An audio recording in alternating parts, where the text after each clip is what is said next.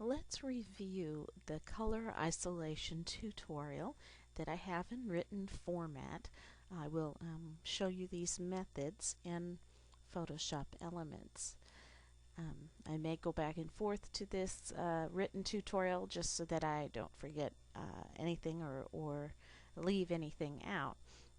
The color isolation technique you'll see often done with wedding photos, especially where there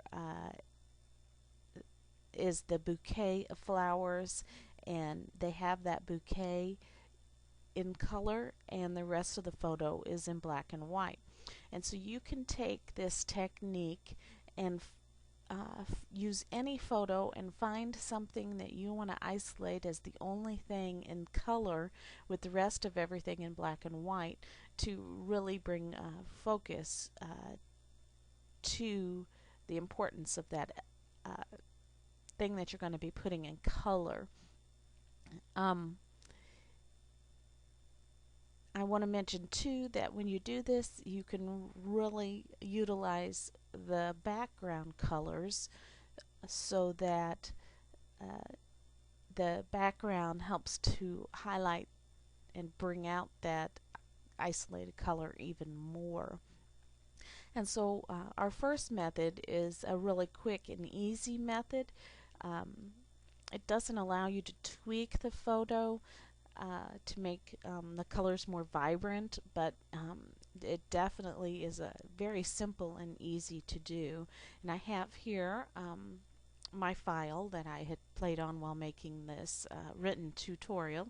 So you can see the effect here where I have just the bee in color and the rest of the flower in black and white. But I'm going to go ahead and make these layers invisible, and I'm going to find, here's an original of the photo I took. I'm not sure why I was so crazy to get so close to a bee to macro it. Goodness, you can even see his little what do you call those stallions? Not a stallion, whatever it is going, and it's even curving right down into the flower. And his leg is sticking into the sitting right there on the flower. Anyway, now that I'm done laughing at my own photography from years ago, we can move on. And remember, I'm not going to take time to get all of his legs in this so that we can move through the techniques carefully. I'm going to first, to do this, click on the new adjustment layer icon and then choose hue and saturation. Well, hold on, let me get on the right layer first. Now I'm going to choose hue and saturation, and I'm going to simply move the slider for saturation all the way over, and you're going to see then it turns this photo to black and white. Now when you use adjustment layers, you're going to see that it creates a mask, and whatever is white on the mask reveals and whatever is black on the mask hides.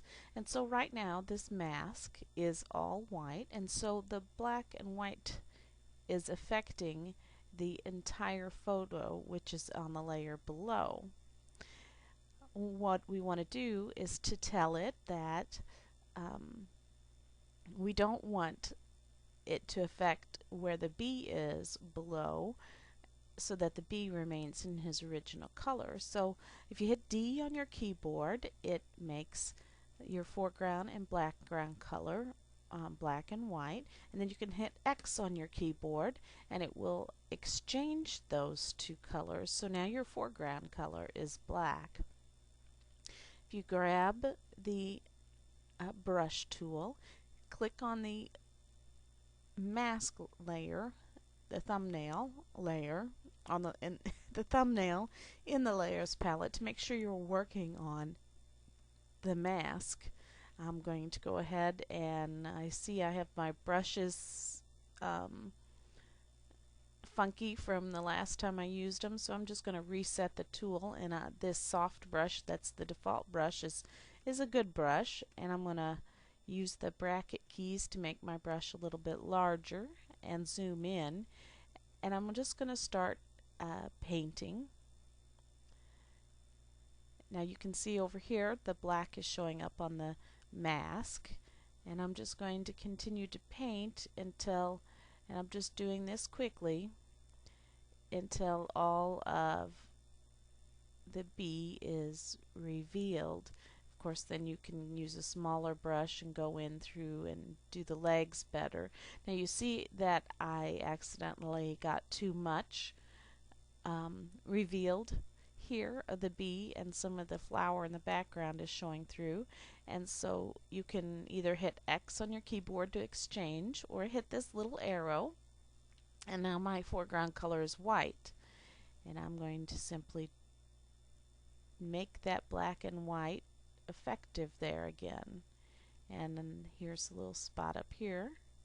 So you can do this really quickly, see, and now you have that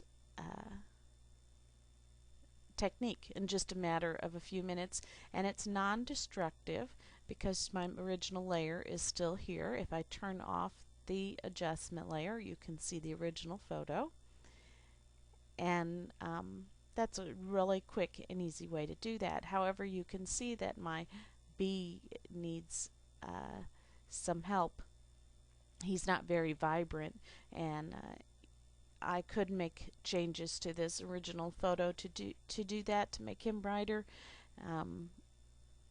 but there are other ways that are better, and we're going to review some of those. So I'm going to turn that off. Let's go back to the tutorial, and the next one is a color isolation with a clipping mask layer. Okay, got to look at it to see what I'm doing here. First of all, I'm going to duplicate this original layer, and I'm going to make this layer invisible because I want to keep an extra copy of it to work with later, in case I goof up and want to delete these things that I'm working on. Then I'm going to create another copy, so I have two copies, and then I'm going to make a new layer between these two layers. Then I'm going to activate this top layer, and I'm going to press Control G on my keyboard, and now you can see the little down arrow, and this layer are now grouped together.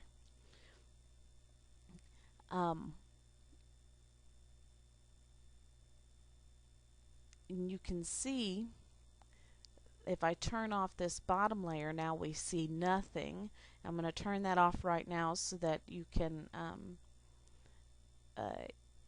get the idea of how this works, but we're going to need to turn that back on.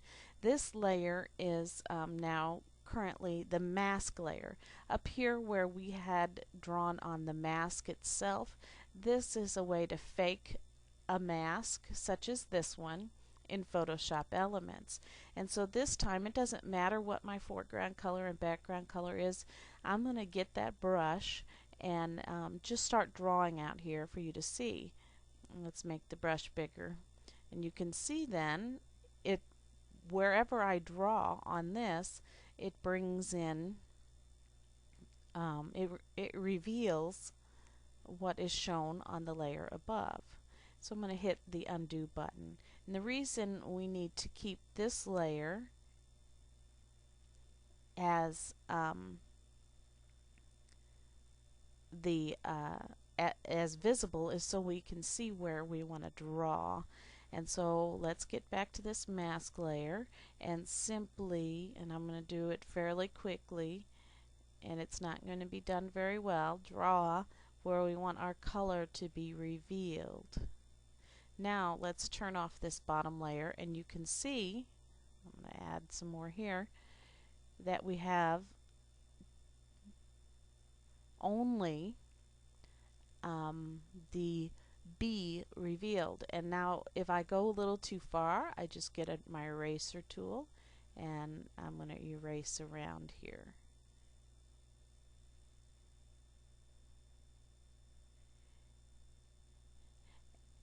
So that is how the clipping mask is created. Now we're going to turn it to black and white by applying an adjustment layer to this lower layer. And I'm going to go ahead and try the gradient mask. Oh, that looks pretty funny. Look at that now. And I want to go back in here and go to the default ones and choose black and white.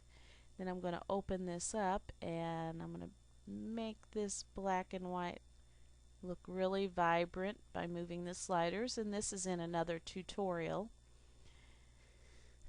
That technique is in another tutorial, and so now I have this adjustment layer affecting the lower layer, and it's changed it to black and white, and now I have this layer with its this is in its original color, and this adjustment layer below it is telling me what to reveal. Of course, you can see I've got too much revealed, and you would just get a really small brush and go in here and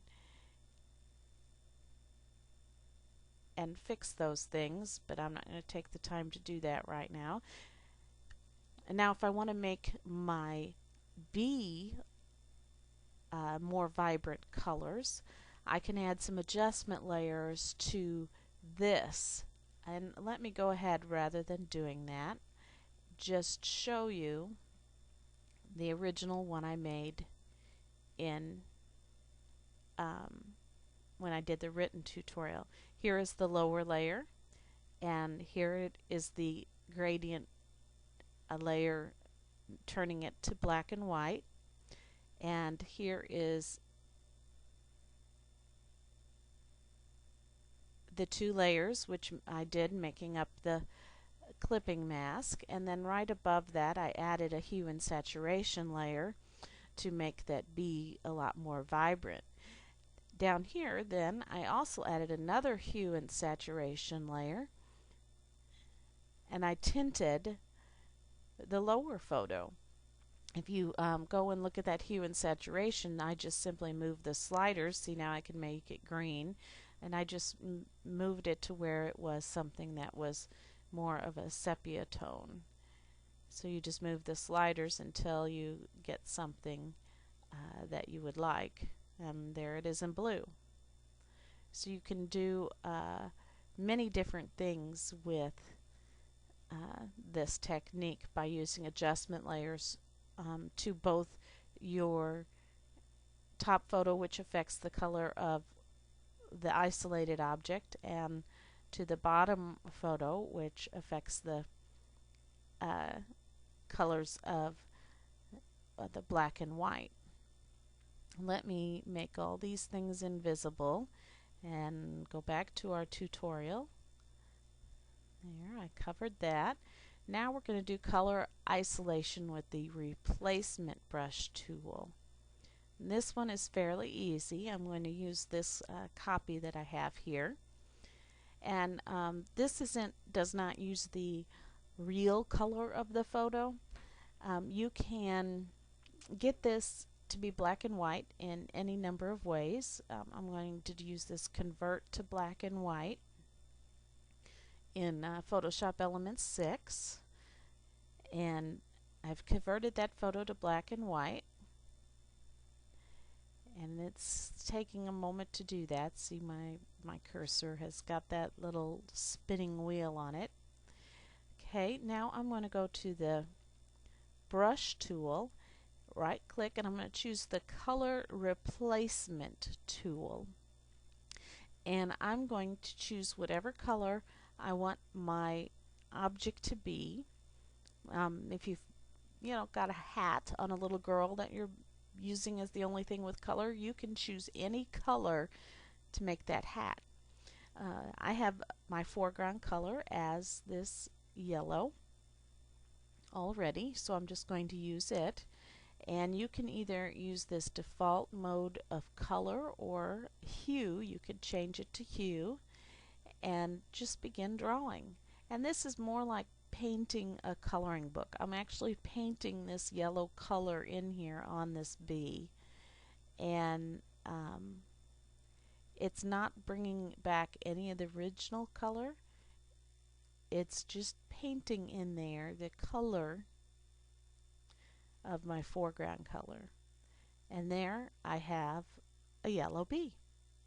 It's as simple as that, quick and easy. So we can go now on to the next technique. The last one is probably the one people think of most quickly when they are trying to figure out how to do this technique, and that's using the selection tools. And so I'm going to go on up. I think I have a copy of it here. Yes. And I'm going to go ahead and utilize this. And I'm going to go grab my quick selection tool for this purposes. You can go back and review many of my other tutorials about selecting, so you have a wide variety of ways that you can select. But for this purposes, I'm just going to make a really fast selection using this. Now see, it's grabbing too much. So I'm just going to hit undo, and we're just not going to worry about the legs for right now. I would probably go back in with a regular selection tool to get those legs later. Of course, they have a lot of little fuzz on them, but we're going to work with this to make the tutorial quick. Now with the photo layer as the active layer, I'm just going to hit Control J on my keyboard, and you're going to see it cuts that bee out onto its own layer. Now at this point I'm going to go ahead and delete that, because up here from when I did the tutorial you can see I have that bee cut out, and we're just going to utilize that one. And here is right above this photo layer is I added that gradient map to turn this bottom photo to black and white. And I'm going to make this bee that's on his own layer visible, and he was just cut out of using the Control J method from this original photo layer. And now you can see here I have added a drop shadow. I'm going to go ahead and undo that back to its original one, and you can see that really has brought some realism to that bee, that he is actually on top of that flower. And then what I did was duplicate this bee layer, and each time I duplicated it I changed the blending mode to make this bee more vibrant. Here I have the screen blending mode, then I added another one with a screen blending mode, and you could see what it did to the bee. I added another one and with a pin light, and this was just a bunch of playing in order to get this bee to be more vibrant. And then I added another one with a pin layout, and so with a pin light blending mode. So you can see there's the original color, and after I added all of these adjustments he got a lot more vibrant. And this really with the shadow and all the blending modes making him really stand out, and using the gradient map technique to turn this into black and white, it really made the most effective and artistic looking method.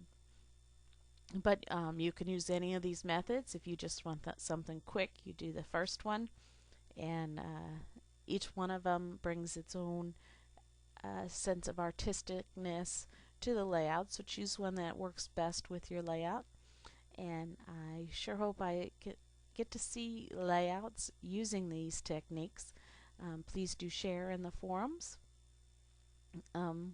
your layouts using this technique and ask any questions. If you have any questions, I'll try to help. Hopefully I've covered this fairly well in the tutorial, and thank you so much for watching.